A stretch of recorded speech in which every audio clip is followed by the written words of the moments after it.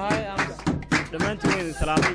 waan idinka guddoonnay koobkan si mug iyo miisaan baan idinka guddoonnay waxaanu filaynaa inaad kuwan iyo kuwa ka dambeeyaba aad noo qabataan waxaana aad iyo aad ugu mahad celinayaa shabakadda Qurruga News ee aan ku ciyaarno magaceeda dhammaantiin aad iyo aad baan idin salaamay waan idinka guddoonnay koob gaar u salaamay naadigayga sahan oo ku guuleystay koobkii loo qabtay degmada Qurruga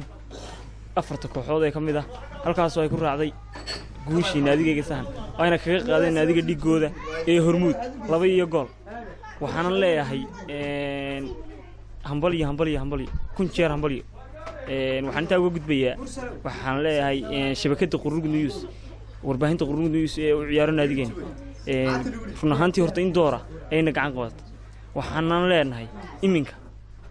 waxaan doonaynaa inaad si weyn inaad noo sii gacan qabataan oo aad wax noo tartaan oo digayska iyo naga caawisan xagga qalabka kubadda waxaan u sheegaynaa Maxamed Garood gudoomiye Maxamed Garood in naadigani si aad iyo aad u taageero shabakadda uguna ciyaaro meelo badanna looga yaqaan inuu shabakadda u ciyaaro waxaan ku leenahay gudoomiye waxaan doonaynaa inaad qalabka kubadda noo soo wada dhameystirto oo naga jilicsan cid kale gacan qabataana aanay jirin dhammaantiin aad baan idin salaamayaa naadigayna aad baan ugu hambalyeynaya waxaan ka salaamayaa dhammaan dhalinyarada reer Qurruga iyo sportska waxaan leeyahay dee guul baad gaadheen